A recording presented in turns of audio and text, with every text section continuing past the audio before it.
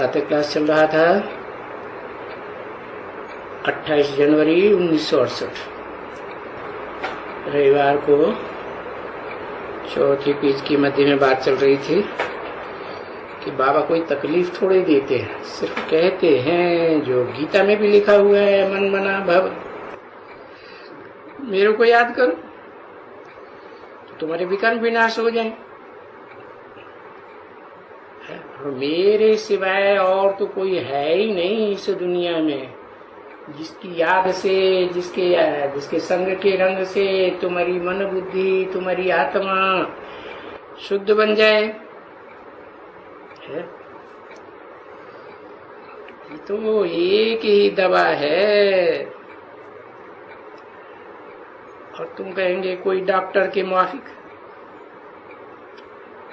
कहेंगे बाबा डॉक्टर तो इंजेक्शन लगाते हैं तुरंत आराम आ जाता है, तो दवाओं के मुकाबले तो उतना जल्दी तो नहीं होता है। बाप कहते हैं वो तो एक जन्म के लिए करते हैं, एक जन्म की जो इस जन्म की देह है उसे के ही लिए दवाई देते हैं। और मैं तो तुम्हारी आत्मा जो 84 के चक्र में गुजर के आती है उस अनेक जन्मों में गुजर के आने वाली आत्मा की बीमारियों को दूर करता हूँ। तो टाइम तो लगेगा ना। हाँ, तो ये डॉक्टरों के इंजेक्शन दवाइयों में कोई फायदा नहीं है। इसलिए कि जो बाप चेंज करते हैं वो धीरज धर के चेंज कर दियो। इसलिए बाप रोज बोलते हैं धीरज धर मनुआ, धीरज धर। ये पूरे कल्प की बीमारी है और हम तो कोई दूसरा चेंज भी नहीं कर सकते हैं इस एक दवाई के अलावा। क्या दवाई बताई? भूल गए? माम एकम याद करो। दूसरी दवाई कोई तो है ही नहीं, इसलिए जरूर याद करना पड़ेगा। इस दवाई को याद करना पड़ेगा क्योंकि पतितों को पावन बनाने वाला तो मुझे ही कहते हैं। कोई डॉक्टर वैद्य हकीम नहीं है, कोई विद्वान पंडित आचार्य सन्यासी नहीं है जो पतितों को पावन बनाए।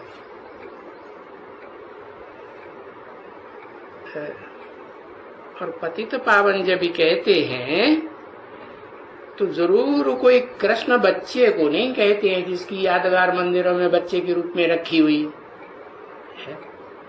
वो बच्चा कैसे दवाई करेगा? उसके लिए तो अनुभवी चाहिए, बड़ा चाहिए ना। तो कोई भी नहीं कह सकते हैं कि ये कोई कृष्ण बच्चा जो है, बच्चा बुद्धि, ये कोई तुम्हारी बीमारी को ठीक करेगा। तो मुझे ही कहते हैं हे पतित पावन आओ, तो मैं आकर के समझाता हूं तुमको। ऐसे ऐसे कहते थे। अच्छा, अभी कहता हूं कि पतित मत बनो। पतितों को पावन बनाने आया हूं तो औरों के साथ पतित मत बनो, न कर्मेंद्रियों से, न ज्ञानेंद्रियों से, न मन बुद्धि से। क्यों कि जरूर ये सारी दुनिया पतित है। सब यथा राजा रानी तथा प्रजा सब पतित है, सब व्यभिचारी। घर घर में वैश्यालय। फिर कोई भी हो, पंजाबी हो, मुसलमान हो, इब्राहिम हो, क्रिश्चियंस हो, कोई चीनी हो, कन्नड़ियाई हो, वो सभी अभी जड़जड़ी भूत बुद्धि बन चुके हैं और घड़ी घड़ी जड़जड़ी भूत अवस्था को प्राप्त करते रहते हैं। अभी उनके संग में वे तो जा भी नहीं सकते।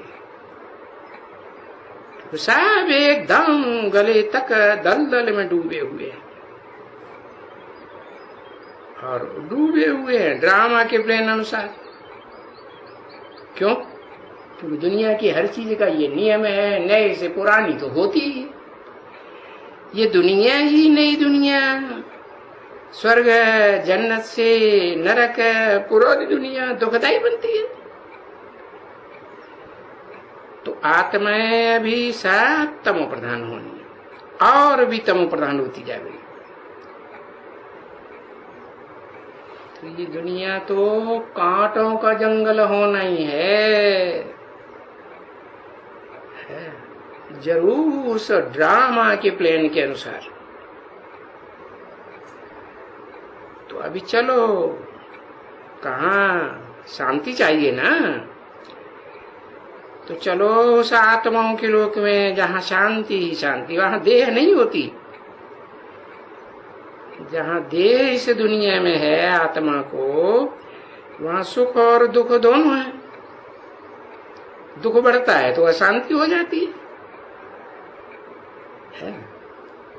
तो शांति धाम में जब चलना है तो तुम फूल की तरह हल्के हो जा रहे हो। आत्मा हल्की होती है कि देह हल्की होती है? आत्मा तो हल्की होती है ना, फूल बन जाएंगे। अभी पतित को ही कांटा कहा जाता है। जब पवित्र बनेंगे तो फूल बन जाएंगे, हल्के फुल्के खुद भी रहेंगे और दूसरों को भी हल्का फुल्का बनाएंगे। अभी तुम बच्चे ड्रामा को तो समझ गए, जान गए हो कि इस ड्रामा में, इस रंग बेहद के रंगमंच पर सबका पार्ट अपना अपना अलग अलग है। एक आत्मा का पार्ट न मिले दूसरी आत्मा से, एक का चेहरा न मिले दूसरे से। अब तुम देखते भी हो इस दुनिया में कोई का पार्ट तो बहुत ऊंचा है, किसका फिर कम होता है। तो ये बेहद के ड्रामा में भी हद के ड्रामा के अनुसार ऐसा ही होता है। किसका तो राजाई का पार्ट है, किसका राजा के वजीर का पार्ट है, बड़े राज्य अधिकारी का पार्ट है, किसका फलाने का, किसका विचारे का, क्या क्या पार्ट है। तो वो अपना अपना पार्ट उठाएंगे। है? कोई फिर मिट्टी का ढेला ही उठाते रहेंगे। मजदूर क्या करते हैं? है? वो गारा मिट्टी उठाते हैं ना। है? तो ये टप्पर उठाओ, ये फलाना उठाओ, ये करो वो करो, पत्थर उठा उठा के लाओ, राजाओं के बड़े बड़े महल बनाओ, करते रहे ना। हा? तो है तो ये बरोबर बात ठीक। तो इस बेहद के ड्रामे में भी ऐसे ही होगा ना। तो यहाँ तो राजाई की बात है, राजाई प्राप्त करने का योग सिखाया जाता है, और यहाँ तो राजाई के लिए ही पुरुषार्थ कराया जाता है। और ये भी जानते हो कि यहाँ पुरुषार्थ एक ही कराया जाता है, राजयोग है। और ये जो नॉलेज सिखाते हैं ना, ये है ही राजयोग के लिए। तो फिर देखो, ये नॉलेज सिखाने के लिए फिर टीचर्स भी चाहिए, है, ढेर के ढेर टीचर्स चाहिए। हाँ, जिससे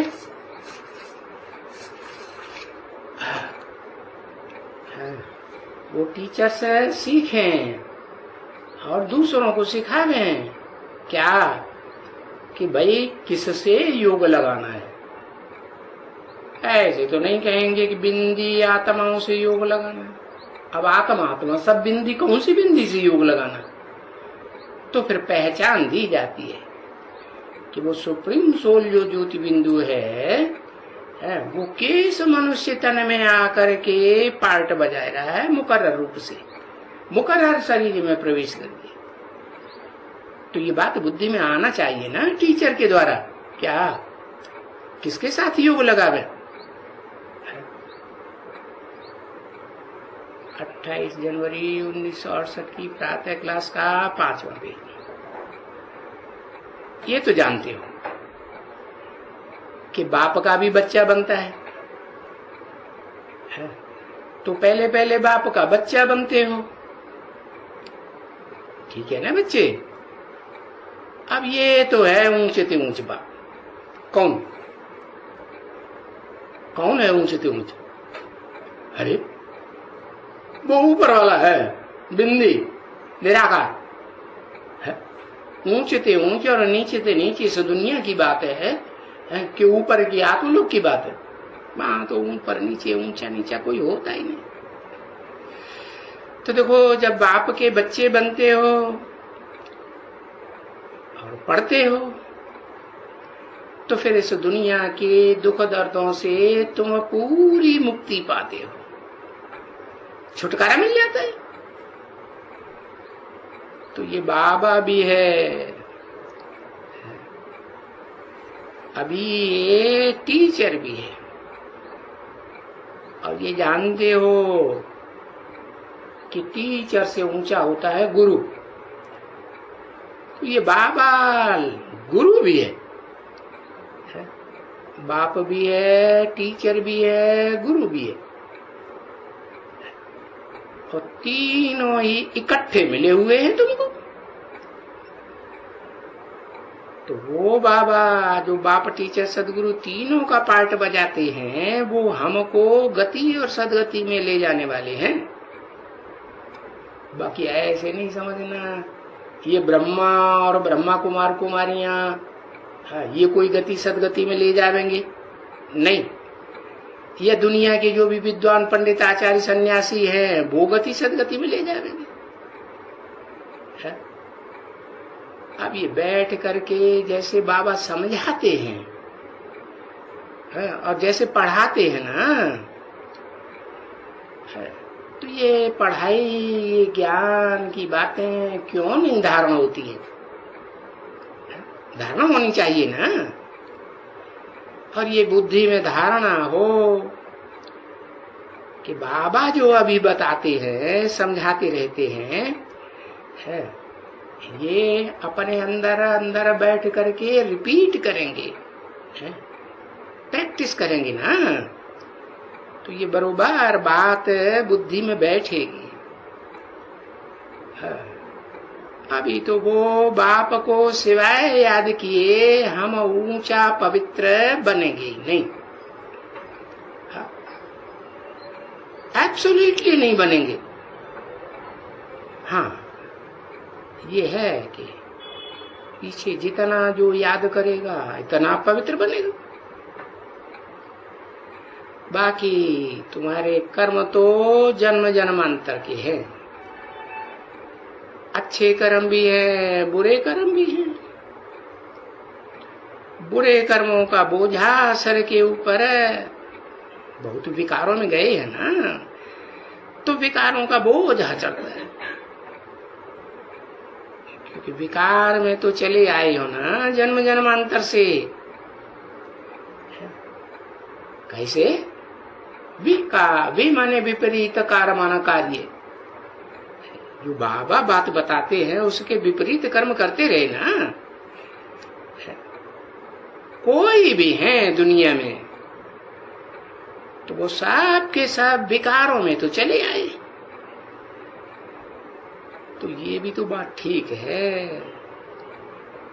हम कल पहले भी ऐसे बाबा ने कहा था, हमको कहा था, बन मना भव माम एकम याद करो।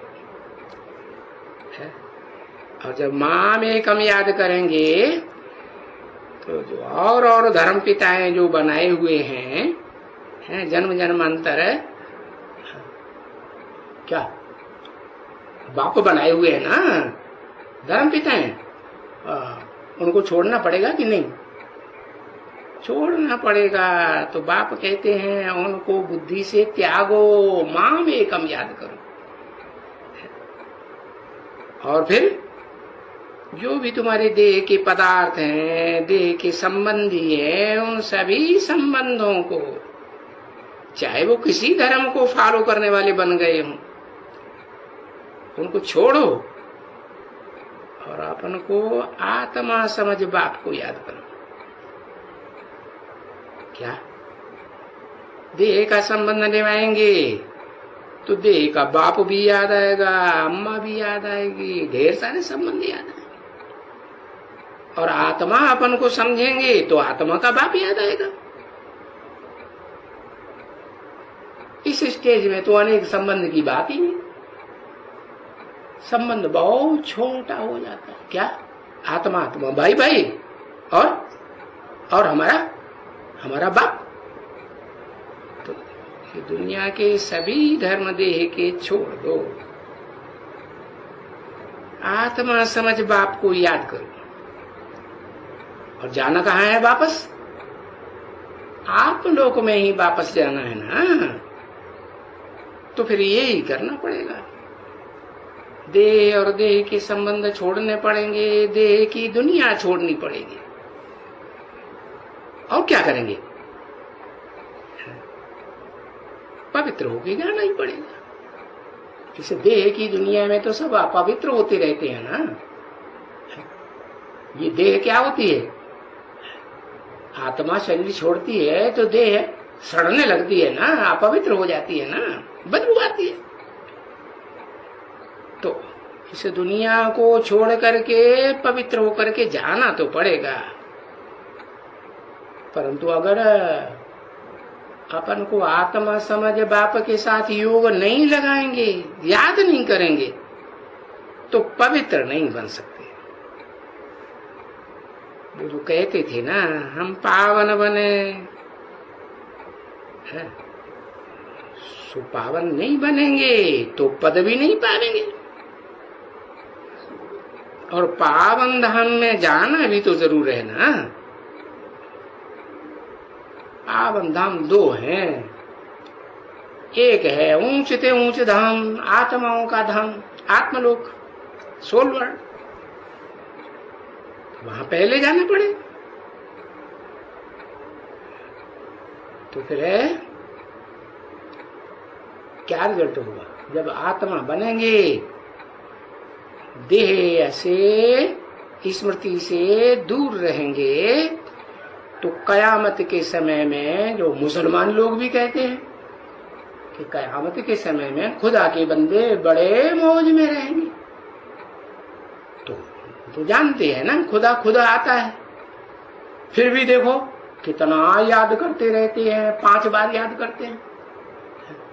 हिंदू वो भी जान मजीरा बजाते रहते हैं, कीर्तन करते रहते हैं। अभी बाप कहते हैं कि ये कयामत का समय है, ये मनुष्यों की बताई हुई बातें साफ छोड़ दो। अब तो कयामत के समय में अगर पवित्र नहीं बने तो फिर सजाएं खा करके वापस जाना पड़ेगा। इसको कहा जाता है सेग्रीगेशन, इसको कहा जाता है। जहां से आए हैं वहीं जाना है, तो फिर खुशी खुशी जाना है ना। जबकि तुमने खुद ही बुलाया है कि हे प्रभु आकर के हम पतितों को पावन बनाओ। तो मैं युक्ति बताता हूं कि तुम ऐसे पावन बनेंगे। कैसे बताया? अपन को आत्मा समझो और देह देह के संबंधों को छोड़ दो। ये पुरुष अर्थ है, पुरुषार्थ करेंगे। पुरुष माने आत्मा, आत्मा के लिए प्रयास करेंगे बनने का। तो ऐसे ही ले जाएंगे क्या? जैसे तुम पतित हो, देह से पतित बनते रहे ना, कर्मेंद्रियों से, ज्ञानेंद्रियों से, तो ऐसा ही ले जाएंगे क्या?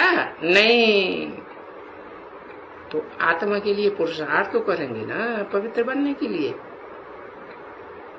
तो पुरुषार्थ तो तुम बच्चों को ही करना है, ऐसे तो नहीं कि मेरे को करना है। क्यों? मैं तो पुरुष हूं ही, परम पुरुष। मुझे तो कभी भी देह धारण करना ही नहीं होता है, तो तुमको ही पुरुषार्थ करना है। तो जब ऐसी बात बुद्धि में बताते हैं तो तुम घड़ी घड़ी इस बात को क्यों भूल जाते हो? कहते हैं बाबा हम भूल जाते हैं। अरे भूल जाते हो तो तुम डूब मरते हो काहे में? देह और देह के संबंधों में डूब मरते हो, और भूल जाते हो तो झट डूब मरते हो। तो बाबा बहुत बैठ करके बढ़िया बढ़िया युक्तियां दिन प्रतिदिन गुईते गुई रात सुनाते रहते। और मनुष्यों की बनाई हुई गीता में भी तो लिखा हुआ गुह्यात गुह्यतरम ज्ञानम। भगवान ने गुह्य से गुह्य ज्ञान सुनाया, तो समझा ना? गुह्य ज्ञान किसके द्वारा समझाया? और दादा लेखराज ब्रह्मा के द्वारा जो ज्ञान सुनाया वो दुनिया वाले जानते हैं क्या? तो गुह्य ज्ञान हुआ ना। तो एक तो सुनाया गुह्य आत्मा कितनी है, पाई पैसे की बात सुनाई दी कि भाई आत्मा बिंदी है, पिचड़ी है, छोटी सी, इतनी छोटी है कि इन आंखों से देखने में भी नहीं आती। अच्छा, फिर ऐसे कहते हैं कि अपन को आत्मा ऐसे समझो। क्यों? कि तुम आत्मा हो तो तुम्हारा बाप भी तो तुम्हारे जैसा आत्मा ही होगा ना, कि अलग होगा? चींटी का बाप चींटी जैसा, सांप का बाप सांप जैसा लंबा, हाथी का बाप हाथी का जैसा मोटा ताजा। तो तुम आत्मा तो तुम्हारा बाप भी ज्योति बिंदु आत्मा। तो अपन को आत्मा समझेंगे, बाप भी ऐसा ही है। तो हम बाप के घर में जाते हैं। यहाँ किस लिए आए हो? बापा आए ही हैं तुमको देह अभिमान से निकाल करके आत्मा बना करके अपने घर ले जाने के लिए। तो वो घर तो ये ड्रामा के अंदर तुम्हारा बहुत समय से छूटा हुआ है। कितने समय से? 5000 साल से तुम्हारा घर तुमसे छूटा हुआ है। तो जो इतना लंबा टाइम बीत गया और तुम भोगी आत्मा देह के सुख भोगते भोगते इतना पतित बन गई है, तो अब खुद तो नहीं बनेंगे, न खुद राजा बनेंगे। तो फिर मैं तुमको छुड़ाने आता हूं। राजा तो स्वाधीन होता है ना, और तुम तो आधीन बन गए, बंधन में आ गए ना। हाँ, तो मैं छुड़ाने आता हूं। उनका पार्ट भी ऐसा है। भी क्यों लगाई दिया? मेरा भी पार्ट ऐसा है। क्या? कि तुमको छुड़ाने के लिए आता हूं, और उनका पार्ट है किनका? जो मनुष्य सृष्टि का बाप है, जो मेरे समान बनता है, उसका भी ऐसा ही पार्ट है।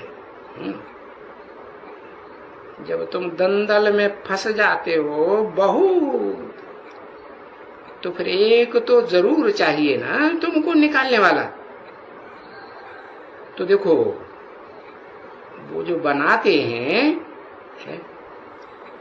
मेज बनाते हैं, उसमें एक झंडा बीच में खड़ा रहता है। जब कोई मुझ जाते हैं तो बेचारा उसको रास्ता बताए। एक ही खड़ा है,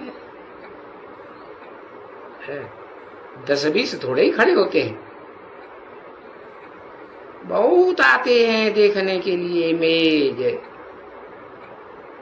बाबा का तो बहुत दफा देखा हुआ है। आगे एग्जीबिशन में देखते थे तो जहां जावे मत्था दरवाजे से लगे, कोई भी जावे झंडे वाले के पास, बीच में जावे तो जा ही नहीं सकेंगे, मुझान करेंगे कि जैसे बारादरी आर्टिफिशियल बैठ करके ये भी देखो बनाई है उन्होंने। तो बरोबर भक्ति मार्ग द्वारा ये दरवाजे कहते हैं ऊपर जाने के, भगवान के पास जाने के ये दरवाजे हैं। अभी भगवान को यहाँ आना है, तुमको थोड़ा ही कहीं जाना है, तुमको जाने का है नहीं। तो भगवान को जाने का ये रास्ता बनाया हुआ है, ये रास्ता ये रास्ता ये रास्ता है। तो ये तो कोई पहाड़ी थोड़े ही है जो कोई यहां से जाएगा, कोई वहां से जाएगा, कोई इस तरफ से जाएगा पहाड़ी पे चढ़ेगा, कोई उस तरफ से चढ़ेगा। तो उन्होंने ऐसे दिखलाया है वेद शास्त्र लिखने वालों ने। ये कहाँ रहता है? अमरनाथ की पहाड़ी पर रहता है, कैलाश पर्वत पर रहता है। अरे ये जो वेद ग्रंथ शास्त्र वगैरह रचे हैं ये सभी रास्ते भगवान के साथ मिलने के निकाले हैं। अभी ऐसे करने से कोई मिल सकेंगे क्या? या अभी तक कोई मिले हैं इन वेद शास्त्रों को पढ़ने से? कैसे मिलेंगे? पढ़े, ये आत्मा पढ़ती रहती है। आत्मा पढ़ती है तो वो तो पतित पावन है। पतितों को पावन बनाने वाला वो तो पतित बनता नहीं है। तो दिन प्रतिदिन ये आत्मा पतित बनती गई है। तो पतित कैसे जाएगा वापस? है? वो तो है ही प्योर, वापस ले जाने वाला तो सदा प्योर है। मुक्ति जिसको कहा जाता है वो शरीर से भी सदा मुक्त है। तो शरीर से बड़ी मुक्त माने शरीर से जो पाप किए जाते हैं उनसे भी मुक्त। तो ये उनको बनाना पड़े। शरीर से मुक्त उनको माने मेरे को नहीं, मैं तो बिंदु हूं, निराकार हूं। किसको बनाना पड़े? उनको माने हाँ, वो जो दो इकट्ठे होकर के काम करते हैं, कौन कौन? राम कृष्ण की आत्माएं, हाँ, उनको बनाना पड़े। तो अभी बच्चे समझते हैं कि बरोबर बाबा जो आया हुआ है उनको तो इन बातों का अच्छी तरह से ख्याल है। और बच्चे देखते भी हैं कि ये सब आत्माएं जो शरीरों में बैठी हुई हैं है, ये आत्मा के तख्त पर बैठी हुई है ना। हाँ? तो बाबा भी ये समझाया ना, ये जो अकाल मूर्त है कौन? ये तख्त, कौन सा तख्त? वो तख्त जो इस लास्ट जन्म में आकर के लक्कड़ बुद्धि बन जाता है। उसकी यादगार में सिखों के गुरुद्वारे में भी लक्कड़ का अमृतसर में रखा हुआ है ना, वो अकाल तख्त रखा हुआ है। तो इस अकाल का ये तख्त है जिसको कोई काल खा ही नहीं सकता, है ना। वो जैसे खाल से लोग होते हैं ना, वो भी कहते हैं अकाल मूल, अकाल का तख्त। अभी अकाल तख्त से जाकर के वो बैठते हैं, कौन? खाल से लोग, समझा ना। 28 जनवरी 1968 की प्रातः क्लास का छठा पेज। तो अकाल आत्मा उनके सर पर बैठा हुआ है। किनके सर पर?